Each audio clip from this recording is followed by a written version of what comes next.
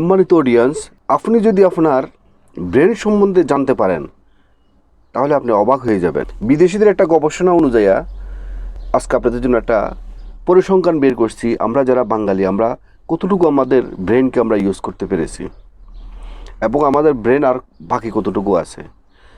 আজকে যদি আপনি জানতে পারেন আপনি অবাক হয়ে যাবেন যে আপনার ব্রেন এখনও সম্পূর্ণভাবে ইনট্যাক্ট। তো আমি আপনাদেরকে একটি গল্পের মাধ্যমে বিষয়টা বলি। আমেরিকাতে এক বড় হসপিটালের মধ্যে একজন বিশিষ্ট প্রভাবশালী ব্যক্তি এসেছেন রোগী হিসাবে। এসে উনি ডক্টরকে বলতেছেন যে আমি আমার ব্রেনকে প্রতিস্থাপন করব, অর্থাৎ নতুন একটা ব্রেন আমার ব্রেনের মধ্যে আমি বসাতে চাই। আপনাদের স্টকের মধ্যে কোন কোন দেশের ব্রেন আছে এবং কোন ব্রেনটা উন্নত মানের এবং কোন ব্রেনের কত টাকা মূল্য আমাকে একটু জানান। তো ডক্টর বললেন আমাদের স্টকের মধ্যে 4 কান্ট্রির ব্রেন আছে। তো উনি এক এক করে বললেন যে 1 নম্বর ব্রেন হলো আমেরিকায়। আমেরিকার ব্রেন আপনার 50% ইউজ হয়ে গেছে, বাকি 50% এখনও রিজার্ভ আছে। সেজন্য আমেরিকার ব্রেন মূল্য হবে 3 লক্ষ টাকা। 2 নম্বর ব্রেন হলো জাপানি ব্রেন। জাপানি ব্রেন অলরেডি 60% ইউজ হয়ে গেছে আর 40% আছে, এটার মূল্য হলো 4 লক্ষ টাকা। 3 নম্বর হলো China brain. China brain already 80% use হয়ে গেছে। তারা বিভিন্ন টেকনোলজি থেকে শুরু করে বিভিন্ন ইলেকট্রনিক্স থেকে শুরু করে বড় বড় আবিষ্কার মধ্যে তারা তাদের 80% অর্থাৎ 80% ব্রেন ওরা ইউজ করে ফেলছে। ওদের ব্রেনের মধ্যে রিজার্ভ ফান্ড আছে অনলি ফর 20%। এটার মূল্য হলো অনলি ফর 2 লক্ষ টাকা।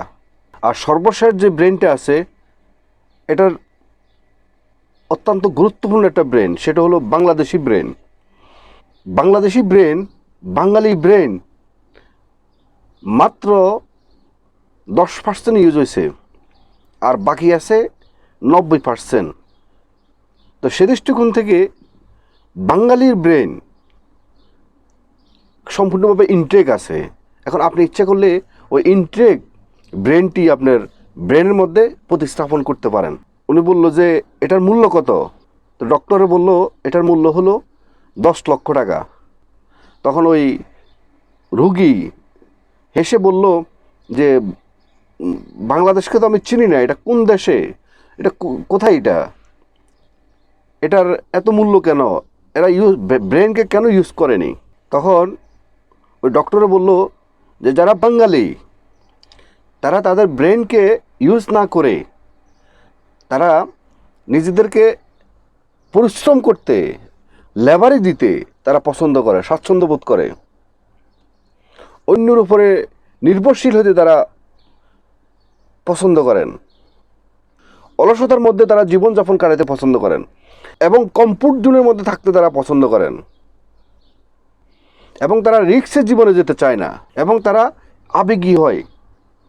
সব কিছু মিলিয়ে তাদের মধ্যে থেকে আবিষ্কার কম হয়েছে, তাদের ব্রেনটাকে তারা কম ইউজ করছে। সেজন্য তাদের ব্রেনটা 90% অর্থাৎ 90%ই তাদের ব্রেনটা ইনটেক রয়ে গেছে। তো আপনার ইচ্ছা করলে সেই ব্রেনটা আপনার ব্রেনের মধ্যে প্রতিস্থাপন করতে পারেন। তো এতে করেই আমি বুঝতে পারলাম যে এই পরিসংখ্যানে যে আমাদের ব্রেনটা এখনও পর্যন্ত ইনটেক রয়ে গেছে। তা আসুন আমরা 2025 সালে আমরা আমাদের ব্রেনকে কাজে লাগানোর চেষ্টা করি।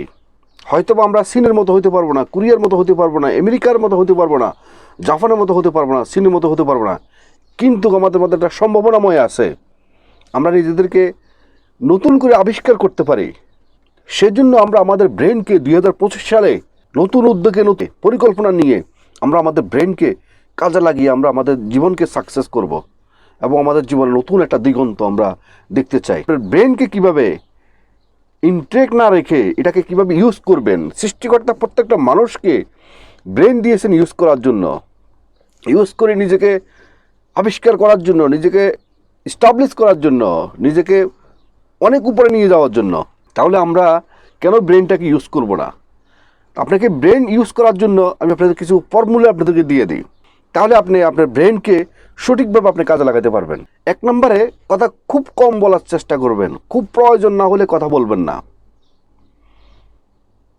2 নম্বরে কাউকে কখনো গায়ে পড়ে কখনো কাউকে পরামর্শ দিতে যাবেন না।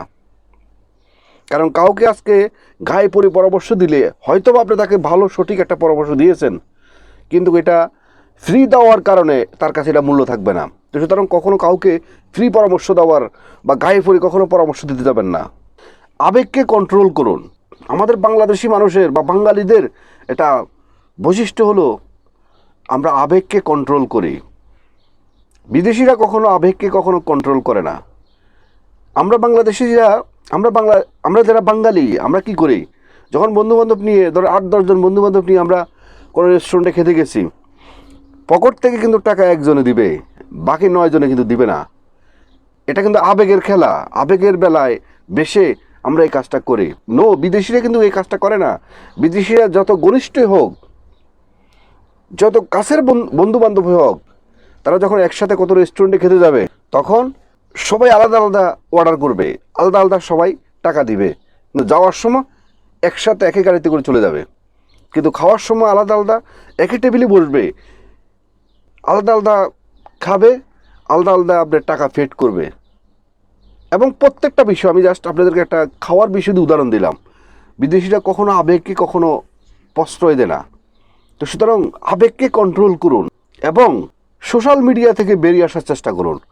অতিরিক্ত সোশ্যাল মিডিয়া কখনো ইউজ করবেন না, কারণ সোশ্যাল মিডিয়াটা আপনাকে পর্যাপ্ত পরিমাণে আপনার সময় চলে যাচ্ছে। আপনার কোন দিক থেকে টাইম চলে যাচ্ছে আপনি নিজেও করতে পারবেন, আপনি নিজেও কল্পনা করতে পারবেন না। সোশ্যাল মিডিয়া আমাদের পর্যাপ্ত পরিমাণে আমাদের ব্রেন খেয়ে ফেলছে এবং আমাদের টাইম নষ্ট করে ফেলতেছে। কখন আসতেছে ইনস্টাগ্রামের নোটিফিকেশন আসতেছে, ফেসবুকের নোটিফিকেশন আসতেছে, ইউটিউবের নোটিফিকেশন আসতেছে, আপনার হোয়াটসঅ্যাপ, ইমো, এই যে আমরা টোটাল যে সোশ্যাল মিডিয়াটা আমরা ইউজ করতেছি পর্যাপ্ত পরিমাণে অতিরিক্ত, এটার কারণে আমাদের পর্যাপ্ত পরিমাণে আমাদের সময়টা আমাদের জীবন থেকে অনেকটা সময় চলে যাচ্ছে। সোশ্যাল মিডিয়া থেকে আপনাকে বেরিয়ে আসতে হবে। তারপর আসেন অতিরিক্ত বন্ধুবান্ধব থেকে বেরিয়ে আসুন। খুব ইম্পর্টেন্ট 1 থেকে 2 জন আপনার বন্ধুবান্ধব আপনি রাখতে পারেন, বাকি সমস্ত বন্ধুবান্ধবকে আপনি ত্যাগ করুন। হোক আপনি তাদের কাছে স্বার্থপর, এতে আপনার কিছু আসা যায় না। অতিরিক্ত বন্ধুবান্ধব থেকে আপনি দূরে আসুন। অতিরিক্ত বন্ধুবান্ধব আপনার পর্যাপ্ত পরিমাণে সময় নষ্ট করে ফেলতেছে, খেয়ে ফেলতেছে। এবং যেমনিভাবে সোশ্যাল মিডিয়া আপনার সময় নষ্ট করে ফেলতেছে, তেমনিভাবে আপনার অতিরিক্ত বন্ধুবান্ধব আপনার সময় নষ্ট করে ফেলতেছে। এবং সর্বশেষ যেটুকু বলবো সেটা হলো প্রতিদিন একবার আপনি অন্তত নিজেকে 1 থেকে 2 ঘন্টা খুব একাকিত্ব করে ফেলবেন। নিজেকে নিয়ে ভাববেন, রিসার্চ করবেন, হোয়াট ইজ লাইফ, মানে আপনার জীবন সম্বন্ধে আপনি ভাববেন, চিন্তা করবেন যে আপনি এই পৃথিবীতে কেন আসছেন, আপনার কি কাজ, আপনি করতেছেন কি, আপনার জীবনে কতটুকু সাকসেস হতে পেরেছেন, কতটুকু কোথায় গিয়ে আপনি নিজেকে সফল দাবি করেন, কিন্তু আপনি কতটুকু সাকসেস হয়েছেন এবং কেন হচ্ছেন না, আপনার কোথায় কমতি আছে, এসব বিষয় নিয়ে রিসার্চ করেন। ওভারঅল আজকে আপনাদেরকে আমি যে কৌশলগুলো বলছি আপনাদেরকে, এই কৌশলগুলো যদি কোনো আপনি প্রতিদিন প্র্যাকটিস করেন তাহলে আপনার কাছে পর্যাপ্ত পরিমাণে সময় থাকবে হাতে। সেই সময়ের মধ্যে একটা গোল আপনি তৈরি করেন, মাস্টার প্ল্যান তৈরি করেন এবং সেই গোলের মধ্যে আপনি ফোকাস করুন, তাহলে আপনি আপনার জীবনে সাকসেস খুঁজে পাবেন। তো আজকের মতো ভিডিওটি এখানে শেষ করলাম। ভিডিওটি যদি আপনাদের ভালো লেগে থাকে তাহলে অবশ্যই একটা লাইক করবেন, একটা কমেন্ট করবেন এবং যারা নতুন অবশ্যই মিয়াজি ফিলোসফি চ্যানেলকে সাবস্ক্রাইব করে অল নোটিফিকেশন অন করে রাখবেন এই ধরনের নতুন নতুন ভিডিও পেতে। এবং যারা আগে সাবস্ক্রাইব করছেন আপনাদেরকে অসংখ্য অসংখ্য ধন্যবাদ।